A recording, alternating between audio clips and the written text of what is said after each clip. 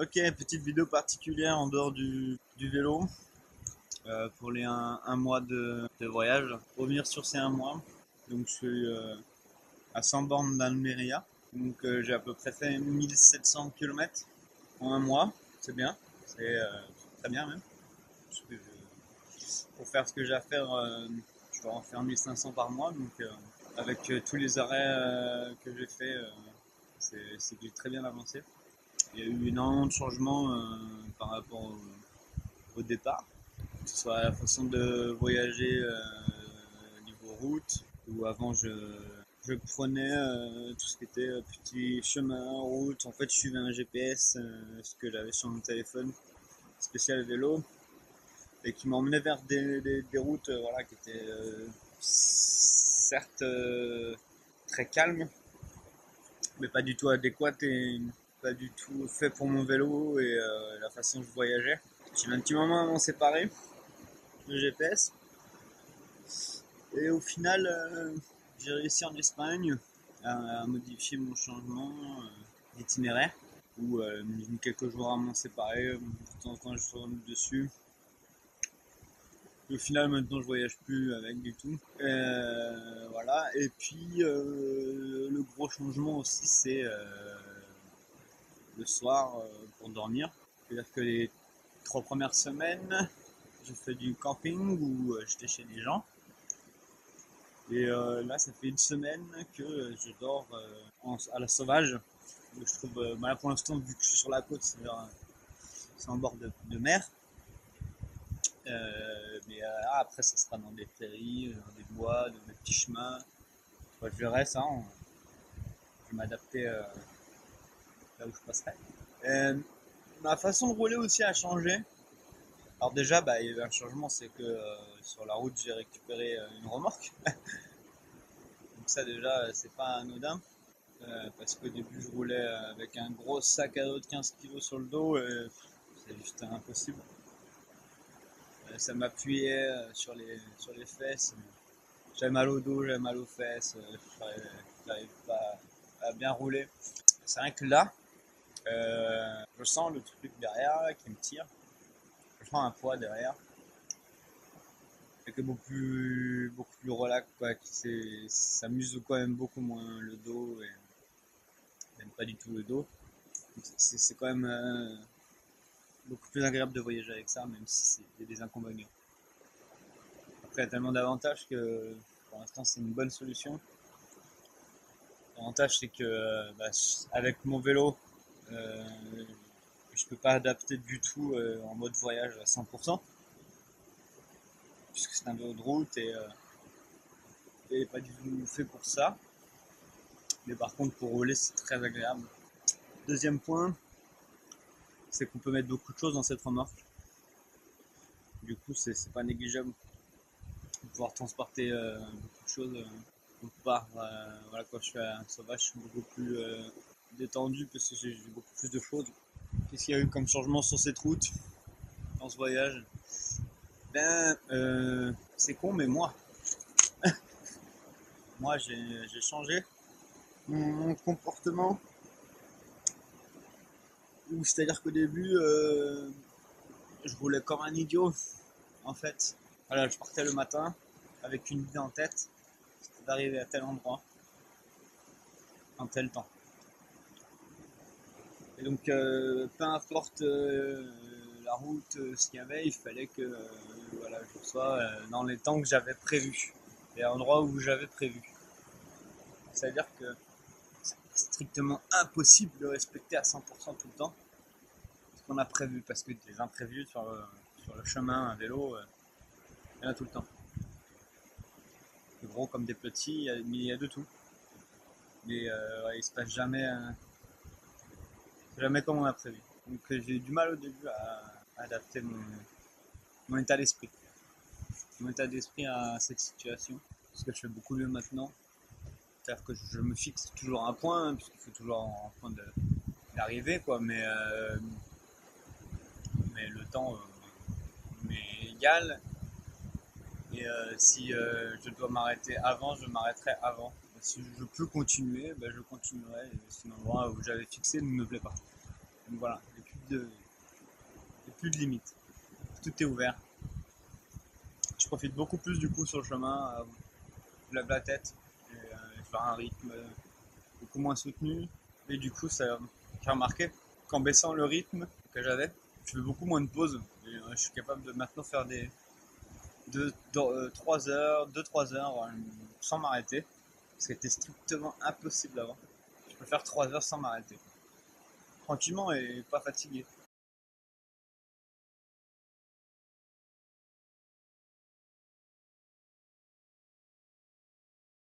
Mon comportement aussi a changé.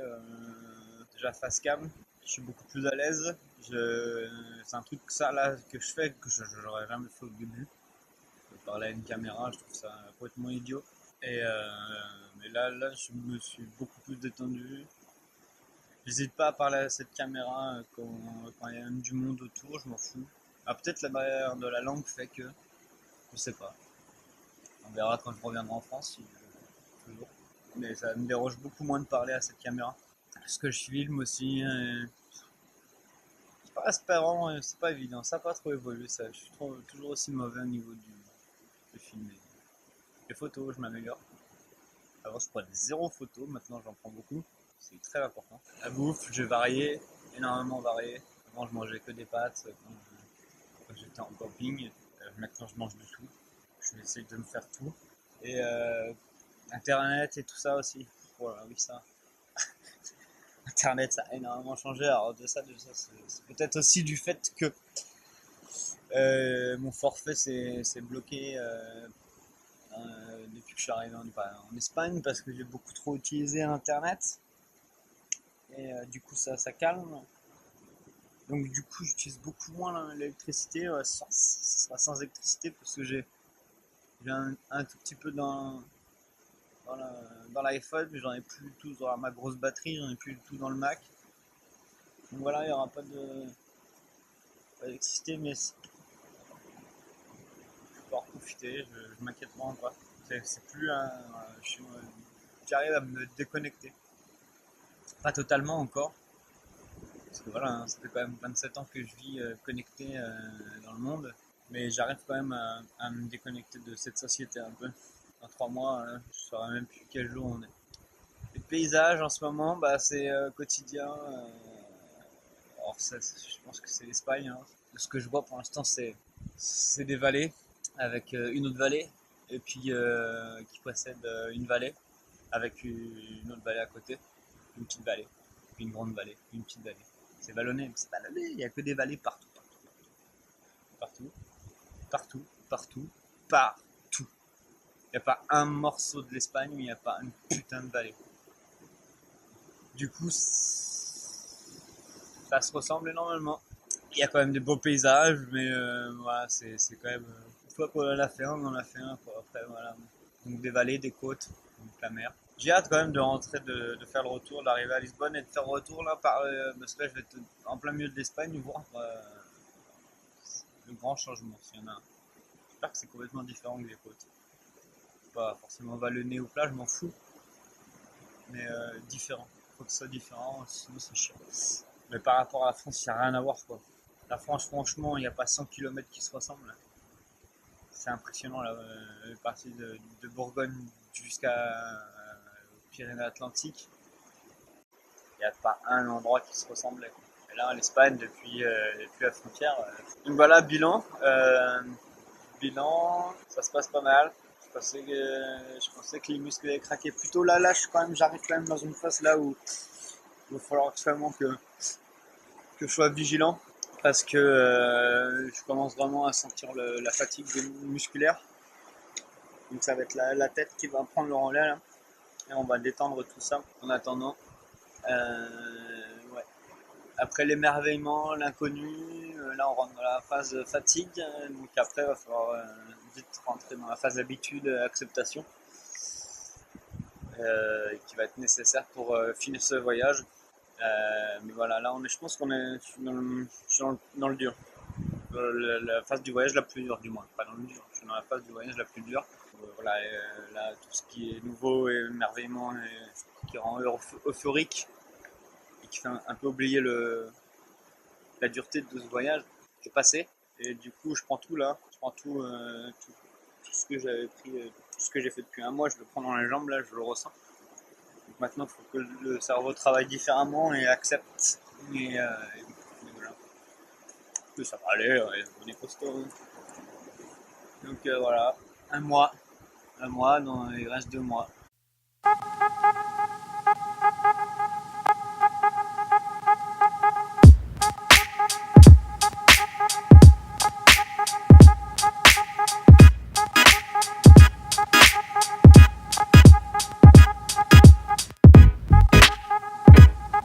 Ok, lundi 23 octobre. Départ assez tôt aujourd'hui parce que beaucoup de route et ça va être très dur. Alors c'est ce que j'ai dit hier hein, et ça l'a été. Donc voilà. Le but là aujourd'hui c'est de toucher Almeria sans y être. Donc j'ai trouvé un endroit où je m'en rapproche. Je dois être à 5 km. Le problème c'est qu'il y a 120 km à faire aujourd'hui pour atteindre ce point. Et je dois être dans la partie costière la plus vallonnée. J'entends par là le long de la mer quoi. C'est-à-dire que le long de la mer généralement c'est un peu plat. On peut passer, voilà, il y a des villes, il y a des stations balnéaires un peu partout. On peut passer tranquillement. Là, les falaises, là, les vallées, elles vont jusqu'à la mer en falaise, quoi. Elles finissent en falaise. Vous passez pas dedans. Donc du coup, il faut passer entre deux vallées ou passer par-dessus la vallée. Une fois que ce morceau-là sera passé, ça va aller. Ah ça non, ça va pas aller mieux parce que c'est la même derrière, en moins fort. Mais c'est quand même un gros morceau. Ça sera fait. Donc la mission là, c'est de trouver cet endroit avant la nuit, ce qui va être largement jouable parce que je suis parti à 9h, que là en 3h je vais faire la moitié du chemin et après j'aurai toute l'après-midi pour finir, pour que demain en fait je passe ma journée à Almeria. Demain c'est étape repos un peu.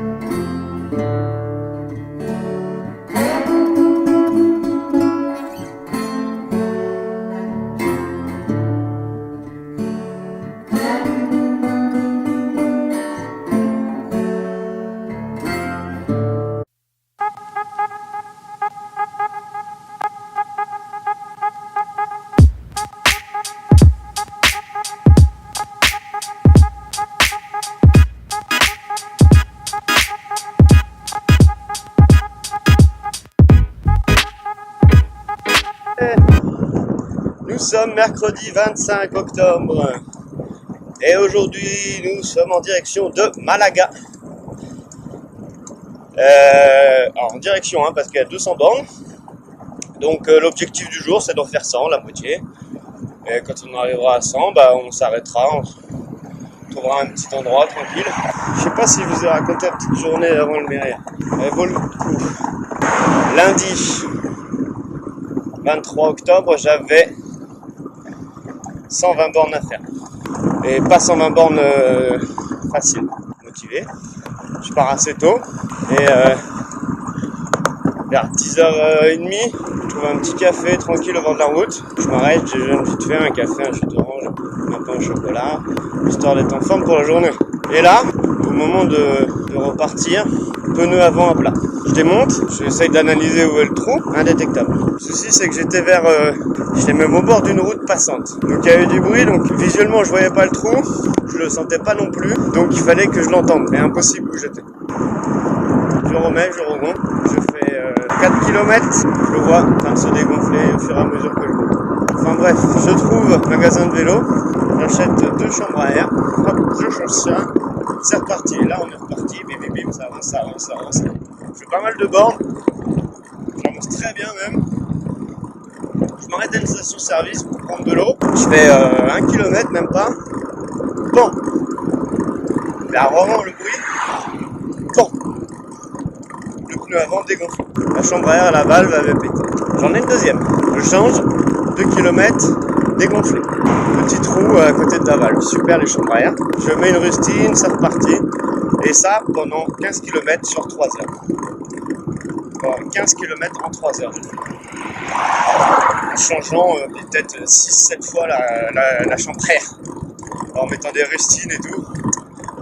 Au final, ce qui s'est avéré, ce qui s'est passé, c'est que c'est la première chambre à air qui avait lâché. Donc là j'étais dans un coin peinard au milieu des montagnes et du coup j'ai pu entendre la sortie d'air. Tout petit trou, tout petit que j'ai pu reboucher. Et là je roule encore dessus d'ailleurs. Donc nickel, j'ai pu finir mes 35 km avant la tombée de la nuit. Et 120 bornes vraiment compliquées quoi. 10 heures à en chier entre les vallées, les montagnes, les crevaisons, le vent, les voitures. J'étais usé. Pourquoi je me suis endormi comme une grosse merde à 21h, même pas 20h30 je crois. Je suis réveillé tout froid, la tente ouverte, toutes les affaires à la vrac. À minuit 30, une bonne sieste de 3 heures avant de faire une bonne nuit. Et donc voilà, donc ça c'était la journée de lundi, c'était assez chaotique. La journée d'hier, mardi 24 octobre, elle a été très simple. C'est que je me suis posé dans un McDo pour recharger les batteries. J'ai fini après, je suis parti, j'ai fait 20-25 bornes pour quitter Almeria et me trouver une plage. J'ai dormi tranquille. Et là ce matin on est parti. Et il fait magnifique. Là pour vous dire, là j'ai pas un pet de vent, il n'y a pas un putain de nuage, il fait pas trop chaud. Là, si j'ai aucun souci technique, ça va être magnifique cette journée. Donc voilà.